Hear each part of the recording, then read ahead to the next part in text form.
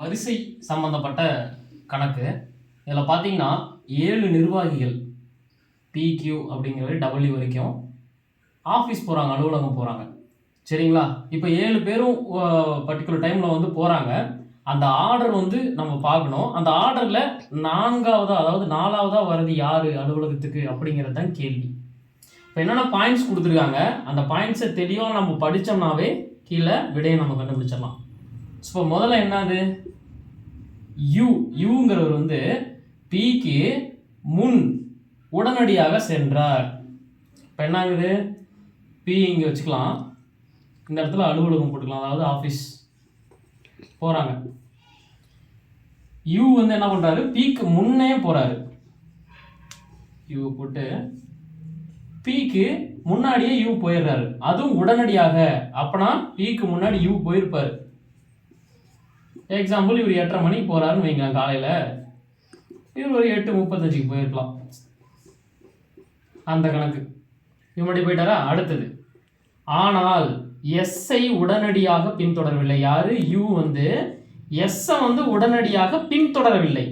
யூக்கு முன்னாடி எஸ் போயிருக்காரு, ஓகேவா? அப்படிதான் இந்த விளக்கம், அதுக்கு விளக்கம். ஆனால் உடனடியாக பின்தொடரவில்லை அப்படி சொல்லிட்டாங்க. யூக்கு முன்னாடி வேற ஒருத்தர் இருக்கலாம் அப்படிங்கிறது தான் இது ரெண்டாவது. அடுத்து மூணாவது பார்த்தீங்கன்னா, 6 தான் கடைசியாக அலுவலகம் சென்றார். அப்போ 7ஆவதா அலுவலகம் சென்றது யாரு, 6. அவர் தான் கடைசின்னு கொடுத்துட்டாரு. இவர் தான் டைம் லேட்டாக போகிறவர். முடிஞ்சு.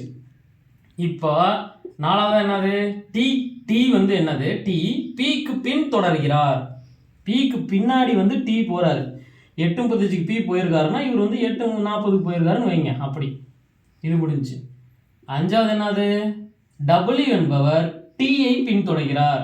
அப்போ W வந்து டீக்கு பின்னாடி போறாரு. இவர் 8:40க்கு போயிருந்தாருன்னா இவர் ஒரு 8:45க்கு போயிருப்பார். அவ்வளோதான், கொடுத்தது முடிஞ்சு. எனவே 4ஆவதாக அலுவலகம் சென்றவர் யார் அப்படிங்கிறது தான் கேள்வி. இப்போ இதில் நம்ம எல்லாமே முடிஞ்சு. 1 2 3 4 5, இங்கே என்னன்னு தெரில, 6 7 வரைக்கும் போட்டாச்சு. இந்த இடத்துல யார் மிஸ் ஆகுறாங்க, கியூ மட்டும் மிஸ் ஆகிறாங்க. அப்போ டைரெக்டாக இங்கே வந்து நம்ம கியூ போட்டுக்கலாம். சரிங்களா? கேள்வி 4ஆவதாக, அப்போ 1 2 3 4, 4ஆவதாக யார் இருக்கா, பி. அப்போது பி தான் விடை. இந்த மாதிரி கேள்விகளை வந்து வார்த்தைகளை வந்து கரெக்டாக படித்தோம்னாவே நம்ம ஈஸியாக சால்வ் பண்ணிடலாம்.